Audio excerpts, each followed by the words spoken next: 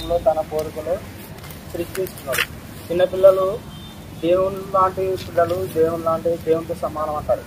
ఎందుకంటే చిన్నపిల్లలు ఎట్లుంటారు అంటే వాళ్ళకి ఎటువంటి మోసము, ఎటువంటి అన్యాయం, దొంగతనం ఏం తెలియదు. అమాయకంగా పసిపిల్లలు స్వభావం కలిగి ఉంటారు.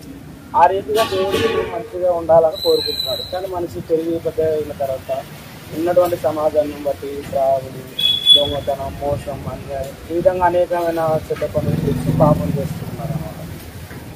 ఏ భేదం లేదు, అందరూ కూడా పాపం చేసి దేవుడు అనుగ్రహించి మహిమను పొందలేకపోతున్నారన్న. ఈ లోకంలో నల్లవారని తెల్లవారని భేదాలు ఉన్నాయి, చదువుకున్న వారని చదువు లేని వారని భేదాలు ఉన్నాయి, డబ్బు ఉన్నవారని డబ్బు లేని వారని భేదాలు ఉన్నాయి. కానీ పాపం విషయంలో అయితే చదువుకున్నవాడైనా చదువు లేని వాడైనా నల్లోడైనా తెల్లోడైనా అందరూ కూడా పాపం చేసి దేవుని ఉగ్రతకు బలైపోతున్నారు.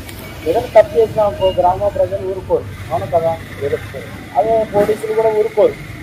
అలాంటిది మనం చేసిన పాపాలను బట్టి శిక్ష వస్తుంది. ఎక్కడికి వెళ్తామంటే ఈ పాపం వలన చనిపోయిన తర్వాత 2 మార్గాలు ఉన్నాయి, ఒకటి పరలోకం ఉంది, ఒకటి నరకం ఉంది. మనం మరణించిన తర్వాత ఏమంటే శరీరం మట్టిలోనికి వచ్చింది కాబట్టి మరలా మట్టిలో కలిసిపోతుంది. కానీ మనలో ఆత్మ అనేది ఉందన్నమాట. ఆ ఆత్మ దేవుని దగ్గరికి వెళ్ళాలి, మోక్షం చేరుకోవాలి, మన పాపాలు చేరుకోవాలంటే ఈ భూమి ఉన్నప్పుడే కడిగేసుకోవాలి. దావలు పోతుంటాం, ఇప్పుడు రోజు ఇచ్చింది బట్టలకి ఏం చేస్తాం, ఇంటికి వెళ్ళి సర్ది తీసుకొని కడుక్కుంటే నీటుకుంటుంది. లేదు నేను ఇట్టే ఉంటానంటే అందరూ వీడియో ఇట్లా ఉన్నాడు అనుకుంటారు కదా. కాబట్టి మనం ఏ విధంగా వస్త్రాలు శుభ్రం చేసుకుంటామో బురద ఇచ్చినప్పుడు, అదేవిధంగా మన శరీరం అనేది పాపం అనే మలినం అంటుకుంది.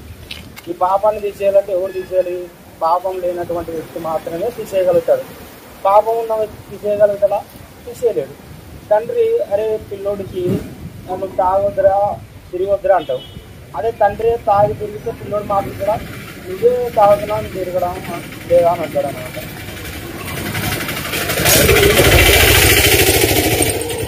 ఆయన పాపాన్ని జీవించాడు, ఆ పాపాన్ని జీవించి మనకు సహాయం చేస్తానంటారు. అయితే ఆయన మార్గంలో నడిస్తే పాపాన్ని జీవించే శక్తిని దేవుడు ఇస్తే నేను కూడా ప్రభుత్వం నమ్ముకోకుండా అనేక విధాలుగా తిరిగి త్రాగి చెడిపోయిన అలాంటి స్థితిలో ఉన్నటువంటి మమ్మల్ని దేవుడు రక్షించుకొని తన మార్గం నడిపించుకుంటాను అనమాట.